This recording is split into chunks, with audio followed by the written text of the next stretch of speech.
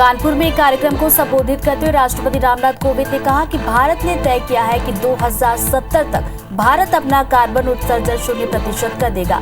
उद्योग जगत से अपेक्षा की जाती है कि वे प्रदूषण की समस्या से निपटने के लिए अपना योगदान जरूर देंगे। विश्व पर्यावरण दिवस के मौके पर आज प्रधानमंत्री मोदी मिट्टी बचाओ आंदोलन पर आयोजित कार्यक्रम में शामिल होंगे। कार्यक्रम के दौरान प्रधानमंत्री लोगों को संबोधित करेंगे।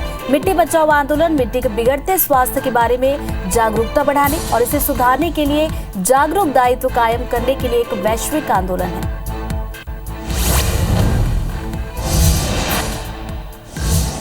उत्तर प्रदेश के मुरादाबाद में छात्राओं ने विश्व पर्यावरण दिवस पर पर्यावरण को सुरक्षित रखने का संदेश दिया। छात्रों ने पेड़ों की हरी भरी पत्तियों से सुसज्जित होकर योग किया और लोगों को ज्यादा से ज्यादा पौधे लगाने की अपील की, तभी उनका भविष्य भी उज्जवल रहे।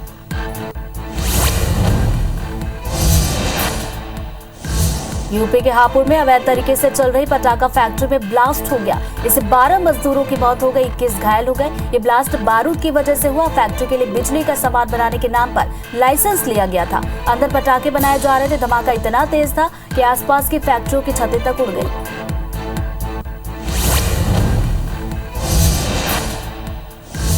प्रधानमंत्री के दौरे वाले दिन कानपुर में हुई हिंसा मामले में मास्टरमाइंड को पुलिस ने पकड़ लिया है। हिंसा वाले इलाके में अभी 1000 से ज्यादा पुलिस वाले तैनात। सीएम योगी ने दंगाइयों पर एनएसए लगाने के लिए कहा है। उनकी संपत्तियों पर बुलडोजर चलाया जाएगा। मामले के तार पश्चिम बंगाल से जुड़े।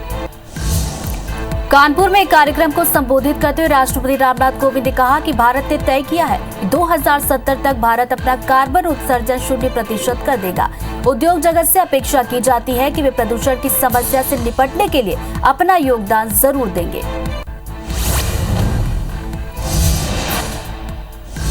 उत्तर प्रदेश के मुरादाबाद में छात्राओं ने विश्व पर्यावरण दिवस पर पर्यावरण को सुरक्षित रखने का संदेश दिया। छात्रों ने पेड़ों की हरी भरी पत्तियों से सुसज्जित होकर योग किया और लोगों को ज्यादा से ज्यादा पौधे लगाने की अपील की, तभी उनका भविष्य भी उज्जवल रहेगा।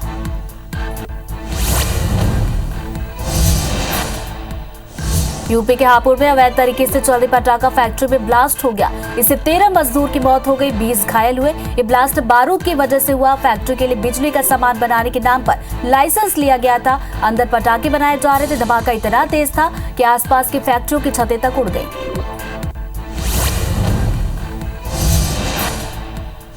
प्रधानमंत्री के दौरे वाले दिन कानपुर में हुई हिंसा मामले में मास्टरमाइंड को पुलिस ने पकड़ लिया है। हिंसा वाले इलाके में अभी 1000 से ज्यादा पुलिस वाले तैनात हैं। सीएम योगी ने दंगाइयों पर एनएसए लगाने के लिए कहा है। उनकी संपत्तियों पर बुलडोजर चलाया जाएगा। मामले के तार पश्चिम बंगाल से जुड़े।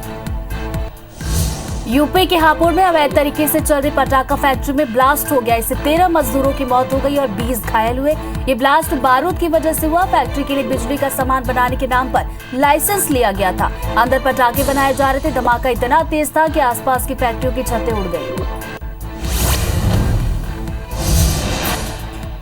देश में कोरोना के मामले फिर बढ़ने लगे हैं। स्वास्थ्य मंत्रालय के मुताबिक 24 घंटे के अंदर कोरोना के 4270 नए मामले सामने आए। वहीं 2619 मरीज ठीक हुए। हालांकि 15 लोगों की मौत भी हुई है, जिसके बाद एक्टिव मामलों की संख्या 24,000 के पार। उत्तराखंड में आईटीबीपी के जवानों ने माउंट एबी गमीन चोटी पर फतह किया। आईटीबीपी पर्वतारोहियों ने बद्रे विशाल की जय के नारे लगाए। पर्वतारोहियों की आईटीबीपी की एक टीम ने 2 जून को माउंट एबी गमीन चोटी पर चढ़ाई की। आईटीबीपी को 230 से ज्यादा पर्वतारोहण अभियानों को सफलतापूर्वक पूरा करने का अनूठा गौरव प्राप्त है। दिल्ली में विश्व पर्यावरण दिवस के मौके पर प्रधानमंत्री मोदी ने विज्ञान भवन में मिट्टी बचाओ आंदोलन पर आयोजित कार्यक्रम में हिस्सा लिया। इस दौरान पीएम मोदी ने मिट्टी बचाओ आंदोलन की शुरुआत करने वाले ईशा फाउंडेशन को बधाइयां दी हैं। मिट्टी बचाओ आंदोलन पर पीएम मोदी ने कहा कि अंतर्राष्ट्रीय स्तर पर भारत ने सीडीआरआई और इंटरनेशनल सोलर अलायंस के निर्माण का नेतृत्व किया है। पिछले वर्ष भारत ने यह भी संकल्प लिया है कि भारत 2070 तक नेट जीरो का लक्ष्य हासिल कर लेगा। देश के कई हिस्सों में एक बार फिर से लू चलने की वजह से लोगों की परेशानियां बढ़ गई हैं। दिल्ली में शनिवार को लू चलने के कारण गर्मी का प्रकोप और ज्यादा बढ़ गया। फिलहाल इससे राहत की कोई संभावना नहीं दिख रही। राष्ट्रीय राजधानी में मंगेशपुर सबसे गर्म रहा। यह अधिकतम तापमान 47 डिग्री के पार।